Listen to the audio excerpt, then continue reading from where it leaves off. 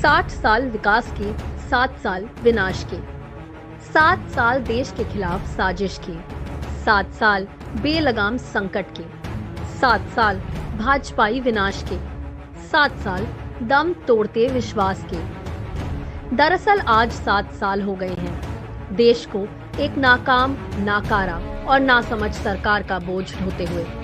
मैं नरेंद्र दामोदर दास मोदी इन पिछले 7 सालों में भाजपाई हुकूमत ने, प्रधानमंत्री मोदी ने देश को हर तरीके से तबाह करने में कोई कसर नहीं छोड़ी।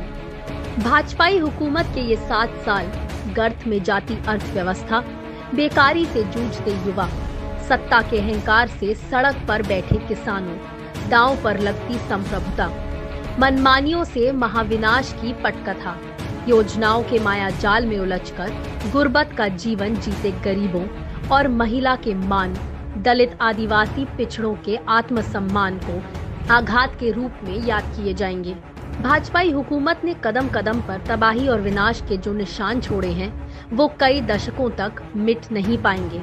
इस तबाही की शुरुआत हुई 2014 में, जब प्रधानमंत्री मोदी ने सत्ता हासिल की। झूठ, जुमलों और दुष्प्रचार के बल पर सबसे पहला हमला किया गया किसानों पर। भूमि अधिग्रहण बिल को कमजोर करके किसानों की जमीन छीनने का घिनौना प्रयास किया गया। जमीन अधिग्रहण के लिए किसानों की सहमति लेने के प्रावधान तक को खत्म कर दिया गया। इस हमले के खिलाफ देश के किसानों और कांग्रेस ने लंबी लड़ाई लड़ी और सरकार को घुटने टेकने पर मजबूर किया। 2015 में तो भाजपाई हुकूमत ने दांव पर देश की सुरक्षा को ही लगा दिया। सबसे पहले तो 126 राफेल की डील को मात्र 36 एयरक्राफ्ट तक सीमित कर दिया गया, और वो भी ज्यादा कीमत देकर। इससे भी मोदी सरकार को तसल्ली नहीं हुई तो देश की सरकारी कंपनी HAL को इस डील से बाहर करके मित्र धर्म निभाया और देश धर्म को खूंटी पर टांग दिया गया। राफेल विवाद मोदी सरकार पर अमिट दाग है। 2016 में मोदी सरकार ने देश की आर्थिक इमारत को कमजोर कर दिया। रात के 8 बजे नोटबंदी के बेवकूफाना फैसले ने देश की आर्थिक नींव को हिलाकर रख दिया।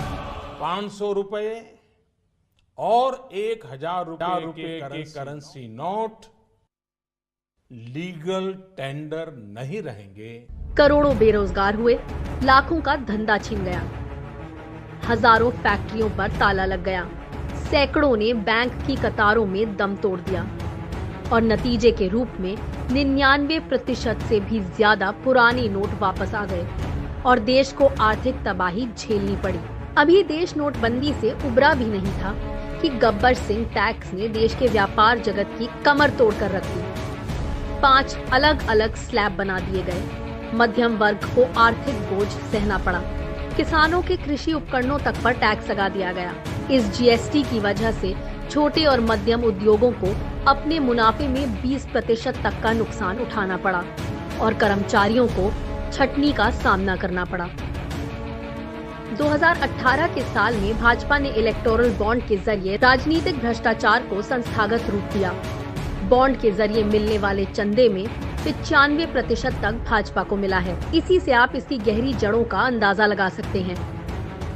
सिर्फ अपनी सांप्रदायिक सोच को संतुष्टि प्रदान करने के लिए भाजपा ने CAA और NRC के जरिए देश को नफरत की आग में झोंकने का प्रयास किया। भाजपा की इस नफरत वाली राजनीति ने न केवल देश के VX के पहिए थामे हैं, बल्कि आर्थिक नुकसान भी किया है, और ये नुकसान सिर्फ भारतीयों का हुआ है। 2020 के साल में भाजपाई हुकूमत ने देश पर दोहरे हमले किए। एक तरफ कोरोना की तमाम चेतावनियों को नजरअंदाज करके देश में दूसरी हाहाकार लहर के लिए रास्ता तैयार किया गया। नासमझ लॉकडाउन करके GDP ग्रोथ को -23.9% पर लाया गया। सैकड़ों प्रवासी मजदूरों को जान गंवानी पड़ी, गरीबों को खाने के लाले पड़ गए, और दूसरी तरफ देश में अन्नदाता पर 3 काले कानून थोप दिए गए, और वो भी तानाशाही तरीके से, जिनके खिलाफ देश का किसान आज भी दिल्ली की सीमाओं पर आंदोलन कर रहा है। भाजपाई हुकूमत की लाठी, गोली और कटीले तारों वाले अत्याचार के बावजूद 2021 का साल भाजपाई नाकामी और प्रधानमंत्री मोदी की नौटंकी के कारण भारतीय जिंदगियों के लिए भयावह साबित हो रहा है। कोरोना की दूसरी हाहाकार लहर में लोग ऑक्सीजन की कमी से तड़पकर मरते रहे और प्रधानमंत्री चुनावी रैलियों में व्यस्त रहे। पहले जब आया तब तो मेरे लिए वोट मांगता था, फिर भी 1/4 लोग भी नहीं थे सभा में। लगभग 1,59,00,000 संक्रमित हुए, 1,68,000 ने दम तोड़ दिया और ये गिनती अभी जारी है।